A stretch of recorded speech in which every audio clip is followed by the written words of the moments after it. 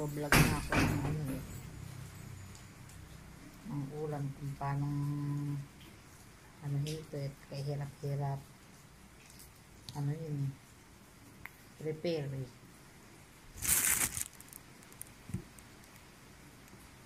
Pipit-pipit mo habang po. Bago makuha yung talagang gulay. Yan. Pero worth it naman to at masarap naman.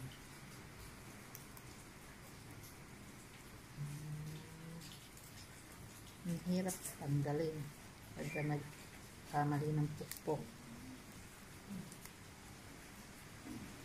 Oh, tignan mo, may nasama pa.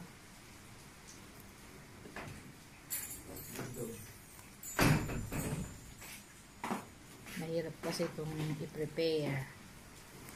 Tatanggalin mo yung matigas.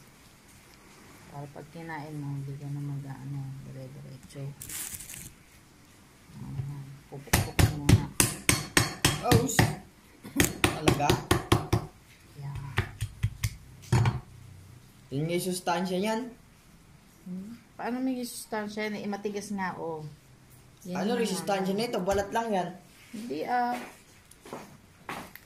nasa balat nga ang sustansya niya. Nandiyan yung sarap niyan.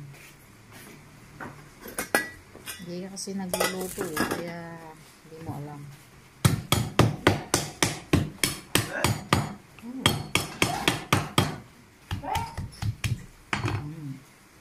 Diba?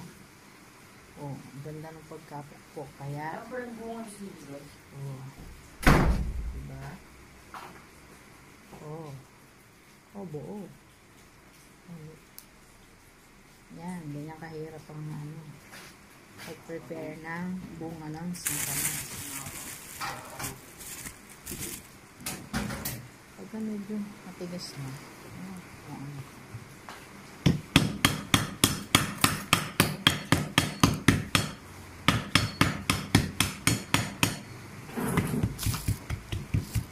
Nata yung sili?